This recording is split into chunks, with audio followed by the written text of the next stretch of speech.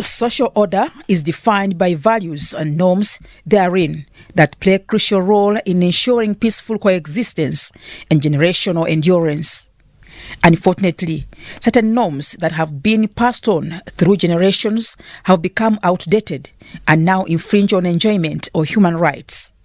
Among the Karamojong, Teso, and parts of western Uganda, birth, child nurturing, wife sharing, death, burial, and widow inheritance is accepted as the norm.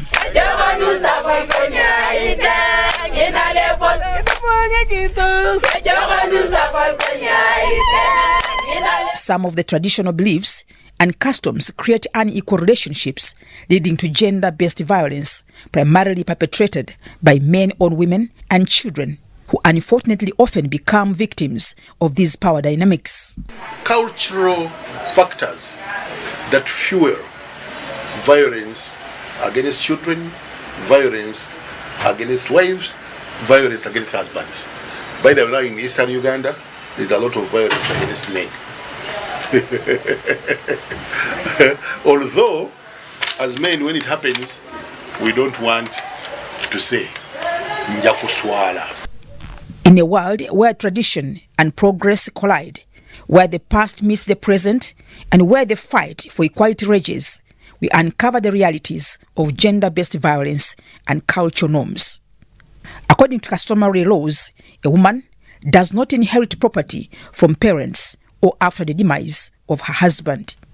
Here in Uganda and Busoga, where I come from, the girls cannot be the heirs to their father. And even when they are giving out property, because you're a Uganda woman, you can decide to marry Nacholi, and off you go. So you will be sange.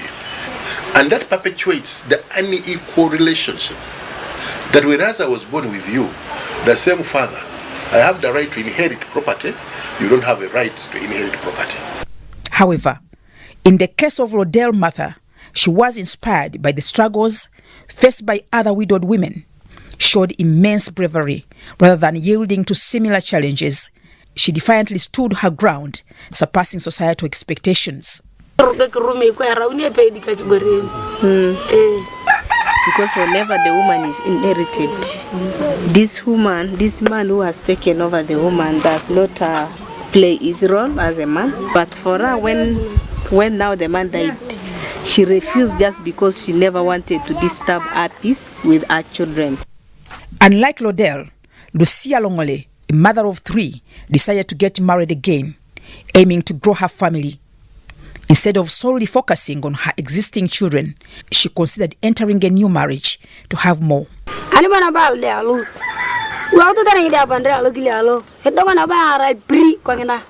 She was inherited, but unfortunately she was not able to produce children for that man. And she was left like that. Till now she has been like that.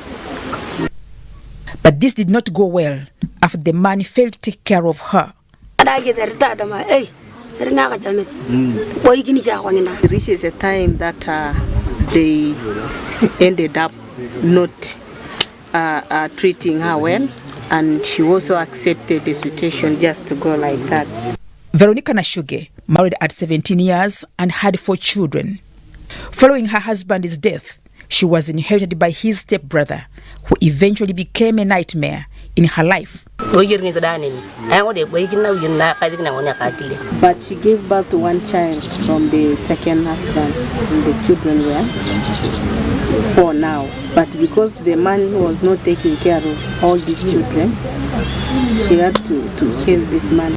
Inheritance in Karamoja and Teso has long been a symbol of power and privilege. Elders like Kayo say the practice is to ensure that deceased children grow up with the clan. These women produce very many children. Each woman. Now for you will keep eating in every family that you go.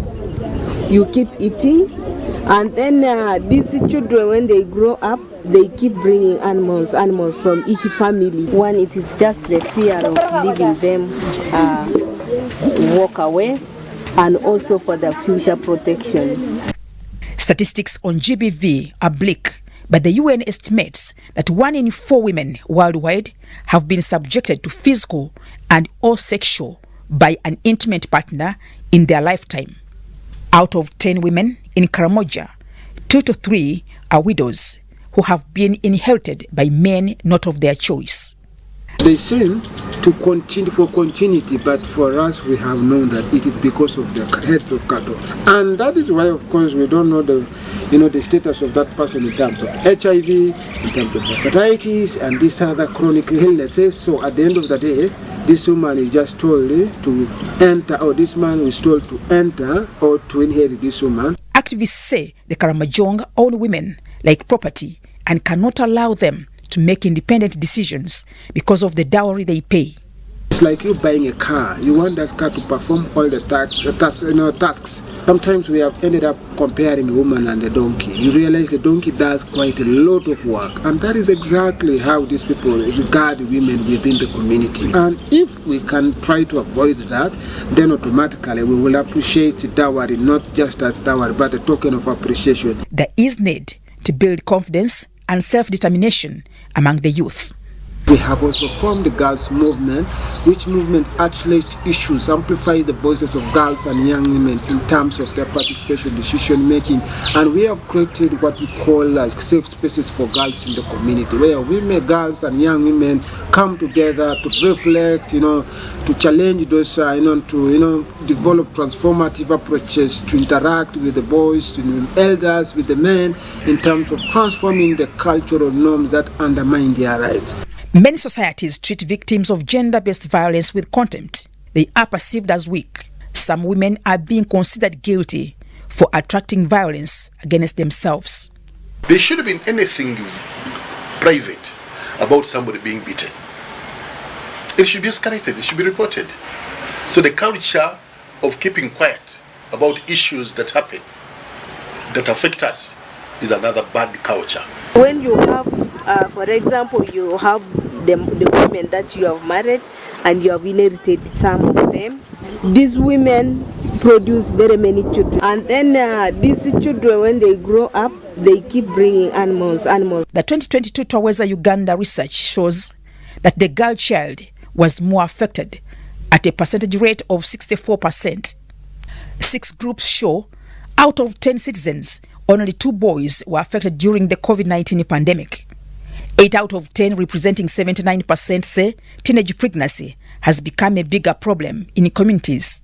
This was justified by the percentage of teenage pregnancy, which stood at 45%, followed by 15% of marriages. Physical violence at 51%, emotional violence at 51%, and sexual violence at 46%. Government devotes 77 billion shillings annually in treating GBV-related eventualities that come out of rigid attitudes. If I fought with you as my wife, there will be about 3-4 other people who will not work, who will be affected by our violence. Because tell me, what is that cannot be resolved by sitting down on a table and say, look here, I don't like that hair. Major causes of GBV leaves the woman unable to defend herself. Article, I think, 34 of the Constitution takes about that every person has a right to access basic education, which will be the responsibility of the parents and the state. So not taking somebody to school, you are trampling on that person's rights, and that's an abuse. Though the information about GBV seems lean, the level of awareness continues to increase with the help of the media, civil society, and probation officers. We want to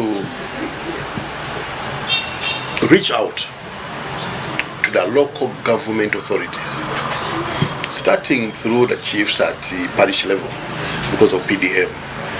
Because as I said, one of the things, the ingredients of gender-based violence is poverty. Poverty is the worst form of violence. If we address poverty, we shall be contributing towards reducing gender-based violence. I'm not saying that the rich don't fight. They also fight for other reasons. But among the poor, it is worse. There is no single factor that explains gender-based violence in our societies except for a myriad of factors that contribute to it. While GBV remains a universal plague for girls and women, collective efforts to help victims cannot be ignored. Mutonyi Hilda, UBC.